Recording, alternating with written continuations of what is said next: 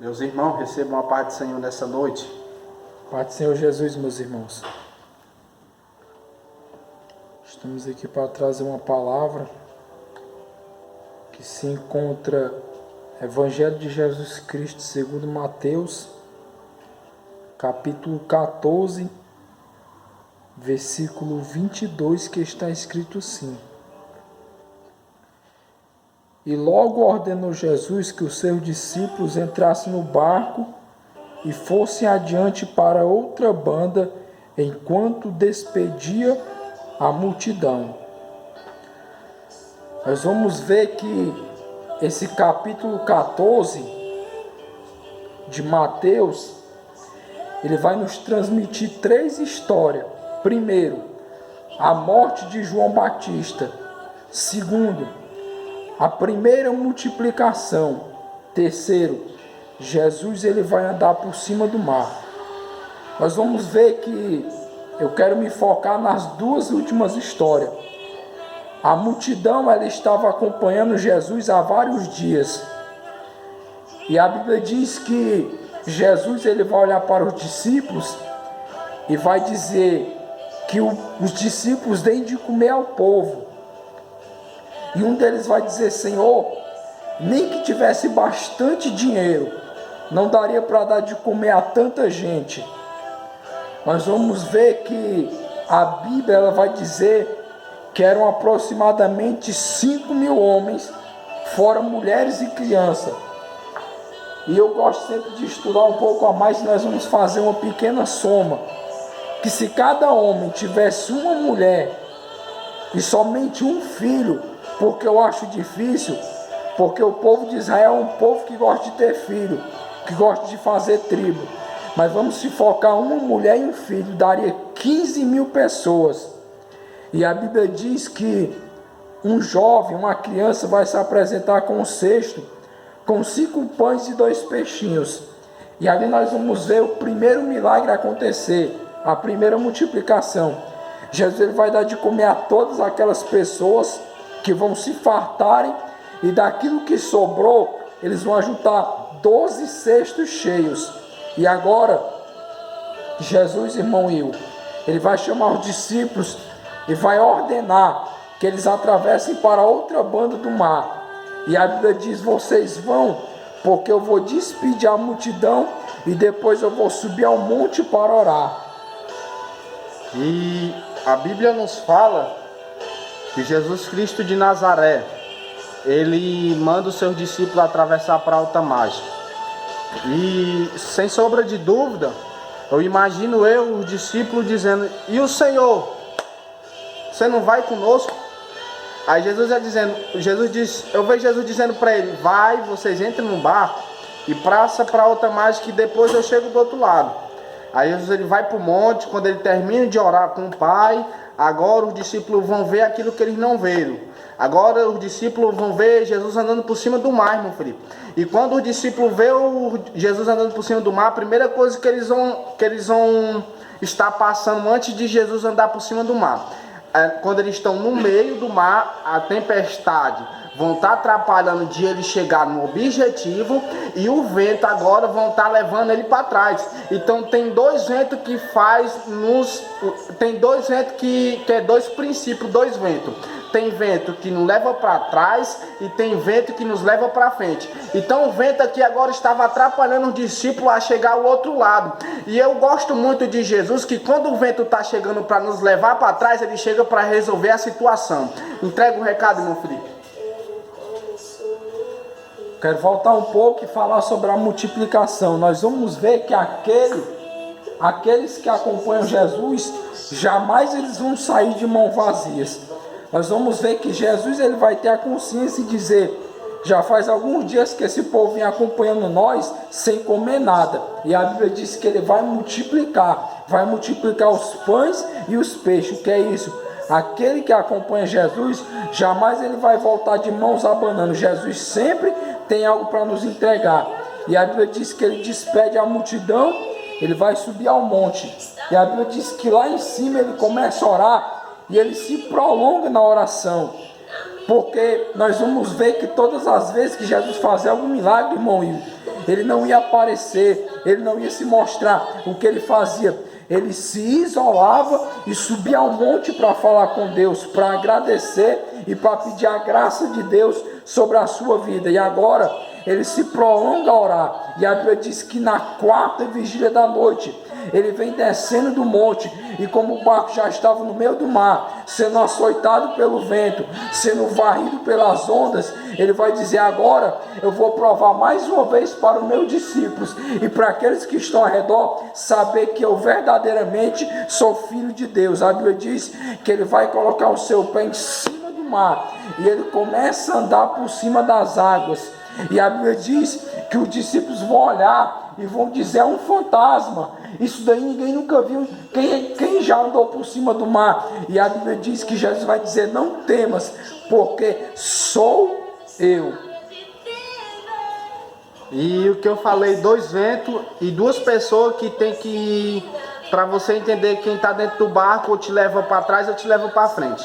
Perceba comigo que Jonas, ele entra num barco e ele não escuta a voz de Deus, ele vai para outro canto. Quando ele entra no barco, a Bíblia nos fala que o próprio Deus vai mandar a tempestade, e o povo que estava com ele vai ter que jogar o seu tesouro, vai ter que jogar tudo.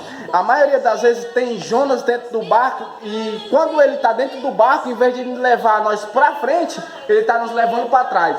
E a Bíblia nos fala também que Paulo, ele vai estar dentro do barco, irmão Felipe. E quando ele está dentro do barco, o povo não vão escutar o que Paulo estava dizendo. E quando o povo não escuta o que Paulo estava dizendo, mesmo o povo sem escutar Paulo, os que estavam dentro do barco pensavam que ia perecer. Mas quem estava dentro do barco era uma pessoa que tinha intimidade com Deus. Em vez de o barco estar indo para trás, agora está com uma pessoa que, em vez de levar nós para trás, está levando nós para frente, que era Paulo. E a Bíblia nos fala que a tempestade vai quebrar o navio, e quando quebra o navio, o povo que estava pensando que ia perecer, agora eles vão se escapar. Então tem 2 coisas: tem gente que nos leva para frente e tem gente que nos leva para trás. Escolha, não coloca Jonas dentro do barco, coloque Paulo. Mesmo o povo sem escutar a orientação de Paulo, o povo pensava: não, a tempestade chegou e o barco vai se quebrar e nós vamos morrer. E a Bíblia nos fala que o povo vão se escapar vivo do naufrágio. Isso é que nos chama a atenção, é que a maioria das vezes nós estamos no meio do mar, nós estamos no meio da tempestade, nós estamos pensando: Jesus nos abandonou, Jesus fez nós perecer. E quando nós estamos falando isso, Jesus Cristo está andando por cima do nosso problema, chegando até nós dizendo: ei, vem. E quando ele diz vem, é porque ele já está te esperando. Jesus está dizendo: ei, Pedro, pode vir que sou eu, anda na tua força, que eu estou te esperando.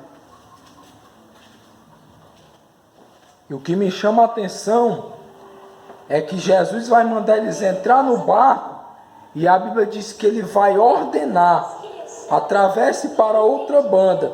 Eles podiam até não gostar, mas eles obedeceram.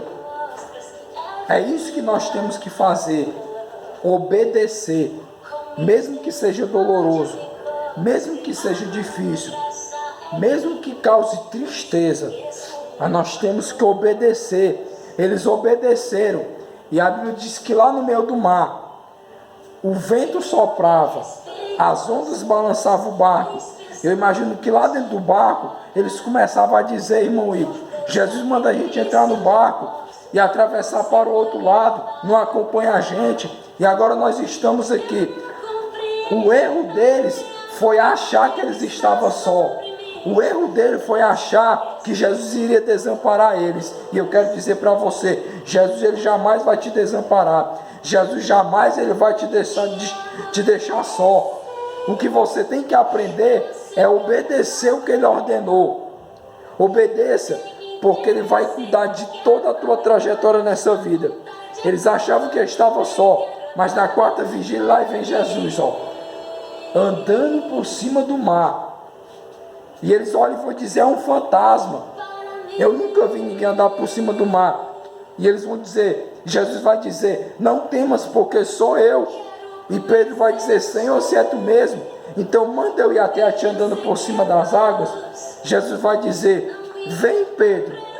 Porque normalmente a gente duvida, perde a esperança, perde as forças. E Jesus está só dizendo: meu filho, eu estou te chamando para tu vir andar por cima das águas, andar por cima da dificuldade, por cima do problema, porque eu conheço, eu sei que você já está no limite, eu sei que mais um pouco você não vai aguentar mais, mas eu estou te chamando, não é para tu andar no meio do problema, é para tu andar por cima do problema.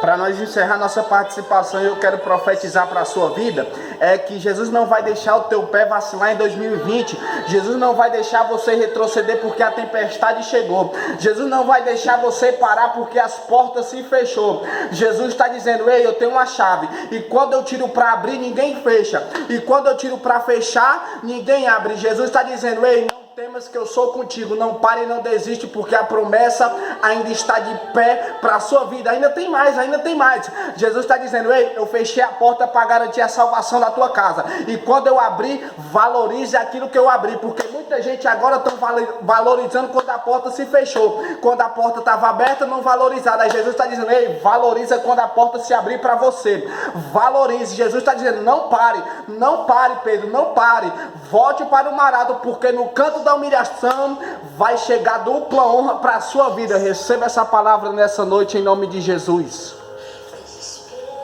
Nós vamos ver que depois que Jesus ele entra no barco, ele vai acalmar a tempestade. Para me encerrar, nós vamos ver que o povo, eles rodeavam Jericó, irmão Igor. E a Bíblia vai dizer que era uma cidade fortificada, a cidade se fechou, ninguém entrava e ninguém saía. Os flecheiros estavam lá em cima olhando. Para você ter ideia de como era Jericó, ela era uma cidade que tinha um muro ao redor dela de 32 km², 9 metros de altura e 6 de largura, de tal forma que tinha até casa construída em cima do muro. E a Bíblia diz que o povo começa a rodear, irmão. E isso é interessante, que o povo que saiu do Egito, que caminhava pelo deserto, eles vão chegar em Jericó, já era a nova geração. E naquela nova geração tinha criança, tinha mulheres grávidas e tinha alguns que ficaram da geração passada. E a Bíblia diz que o povo começa a rodear. Só que me chama a atenção que era 32 quilômetros todos os dias. Mas eu imagino o povo olhando, os velhos cansados, querendo desistir, querendo parar, as mulheres grávidas reclamando, as crianças chorando. Vem para cá, irmão Igor. Eu imagino que quando o povo pensava em parar, um pegava na mão do outro, os guerreiros diziam: se eu vou chegar lá, você também vai. Se eu consigo arrodear a cidade, não interessa, eu coloco você no ombro, eu carrego você pela mão, mas se eu conseguir chegar lá, você também vai. E Deus está dizendo isso para você nessa noite. Você vai chegar lá, você vai atravessar a dificuldade, você vai rodear essa muralha e ela vai cair por terra, porque eu sou teu Deus e a vitória eu já garanti na tua vida, lá na cruz do Calvário. Recebe essa palavra, em nome de Jesus.